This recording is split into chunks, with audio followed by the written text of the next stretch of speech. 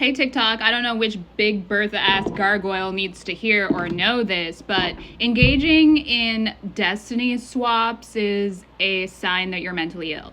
Facilitating them is a sign that you're also mentally ill and psychotic, okay? You cannot destiny swap with somebody. You cannot take their life and then take their path. And become them in essence. And a lot of what you're doing is just laundering technology and science that you don't have the ability to articulate at a higher order or level. Okay? But if people want to know what that technology and science is, it's posted all over my feed here.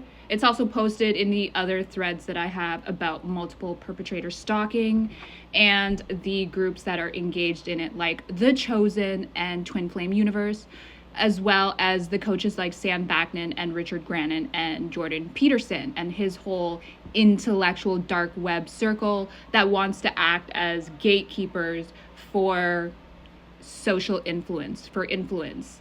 The other thing that relates to these groups is religious and spiritual networks. So these people are a criminal enterprise, yes, but they're also parts of like larger Ponzi's and scams in evangelical or prosperity gospel or deliverance gospel circles, right? So like you're gonna win the lottery, you're gonna win the whole world, or you're gonna be delivered from your enemies. Like all this enemy talk is manufactured.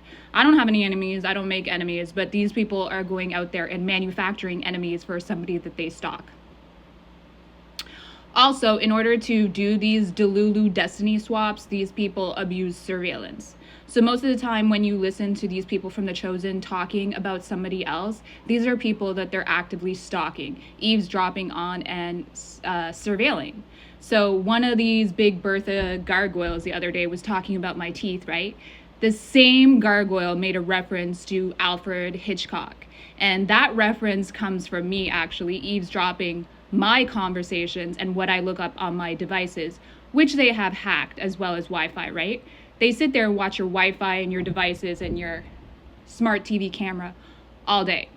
So one of the things that she eavesdropped from me was a reference to Alfred Hitchcock. And she converted it into referencing Bates Motel.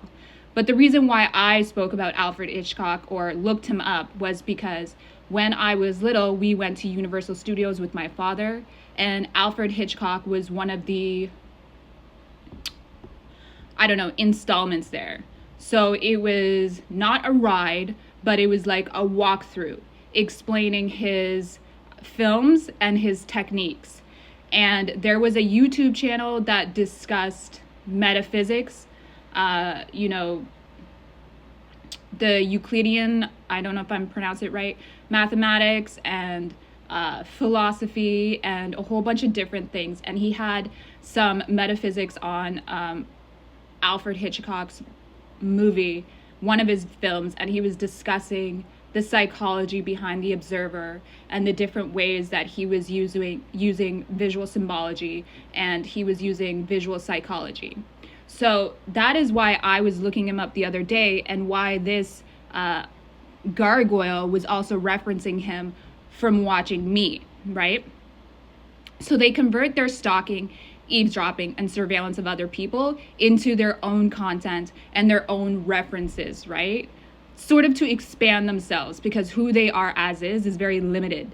So they stalk all these other people so that they can expand their insight or make it seem like they're knowledgeable.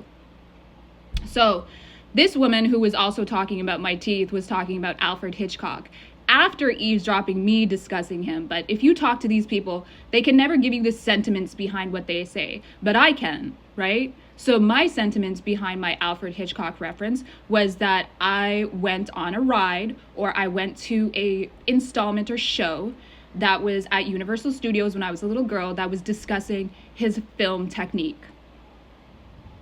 And it also relates to the observer effect in multiple perpetrator stalking, and that's why I was looking him up the other day. Okay? So yeah, destiny swapping and trying to engage in a destiny swap, it's a sure sign that you're mentally ill. It's also a sign that you're a follower and that you don't think for yourself. And as adult, especially an adult that wants to sit there and pretend like you're a life coach, that's probably not a good look.